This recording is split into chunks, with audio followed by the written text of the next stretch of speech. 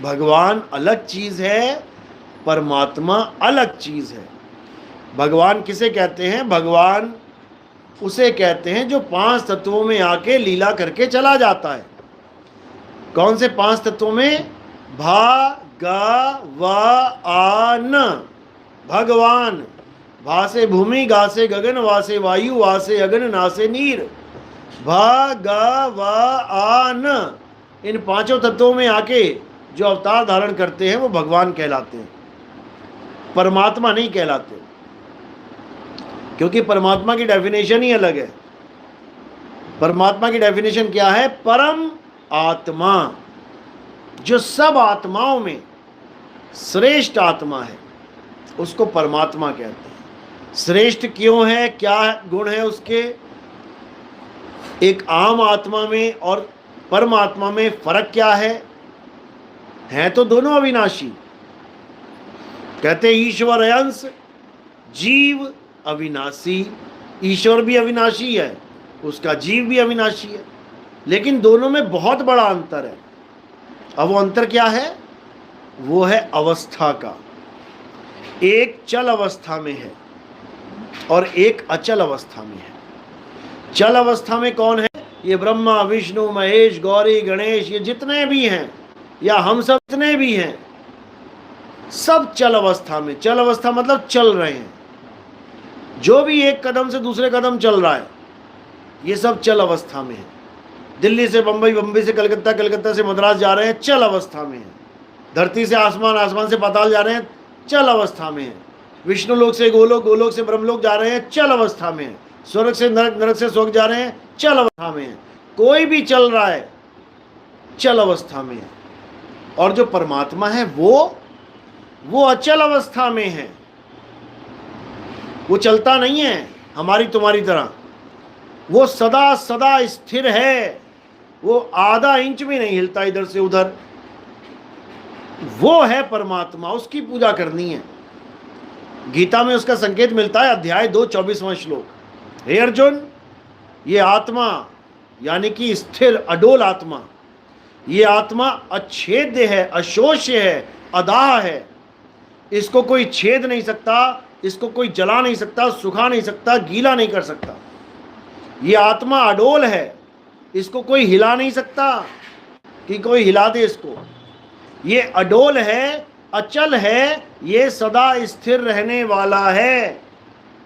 ये सर्वव्यापी है। सर्वव्यापी का मतलब नहीं कि ये मेज में भी है और मेरे जूते में भी है और चप्पल में भी है। सर्वव्यापी का मतलब होता है तुम कहीं भी चले जाओ इस दुनिया में, जहां तुम पहुंच गए और जहां तुम खड़े हो, परमात्मा तुम्हें वहीं मिलेगा। इसका मतलब होता है सर्वव्यापी। इसका मतलब ये नहीं होता कि वो पत्थर में भी है, वो कण कण में है, वो इधर भी है उधर भी है। ये नहीं होता सर्वव्यापी। सर्वव्यापी का मतलब है कि तुम कहीं भी चले जाओ, जैसे लहर कहीं भी चली जाए समुद्र के ऊपर, कहीं भी, नीचे समुद्र ही है, समुद्र सर्वव्यापी है। लहर कहीं भी चली जाए उसको समुद्र मिलेगा वहीं खड़ा हुआ। इसी प्रकार आप कहीं भी चले जाओ, कहीं भी, आपको वहीं परमात्मा मिलेगा। इसका मतलब होता है सर्वव्यापी, हर जगह विद्यमान। मतलब ये नहीं कि पत्थर में और जड़ वस्तु में विद्यमान। तो ये अचल जो आत्मा है, इसी को परमात्मा कहते हैं। और जो चल आत्मा है, राम जी, कृष्ण जी, हनुमान जी, शंकर जी, ये जी वो जी, जो चल रहे हैं, इसको क्या कहते हैं? इसको जीवात्मा कहते हैं। ये जीवात्मा है। जीवात्मा शरीर धारण करके इस संसार में लीला करती है, और परमात्मा अचल होके सबको मुक्ति प्रदान करता है। बस यही फर्क है दोनों में। अगर हमें जीवात्मा की पूजा करवाई जा रही है, राम जी की पूजा कर लो, श्याम जी की पूजा कर लो, हनुमान जी की पूजा, तो हमारा कल्याण नहीं हो सकता। हम खुद ही जीव हैं। जीव जीव की पूजा करेगा तो क्या बनेगा? पूजा किसकी करनी है? परमात्मा की पूजा करनी है, आत्म देव की पूजा करनी है। उस आत्मा की पूजा करनी है जो अचल है, स्थिर है, अटल है, अडोल है।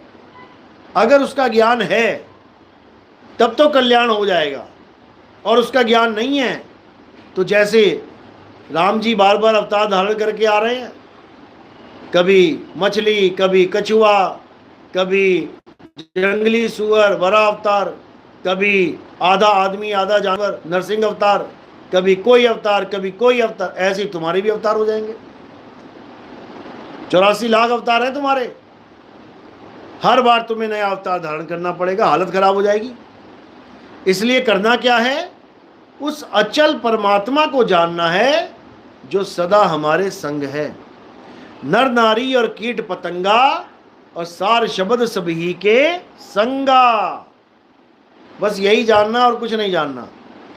जिसने ये जान लिया उसने सब कुछ जान लिया, और जिसने ये नहीं जाना उसने कुछ भी ना जाना।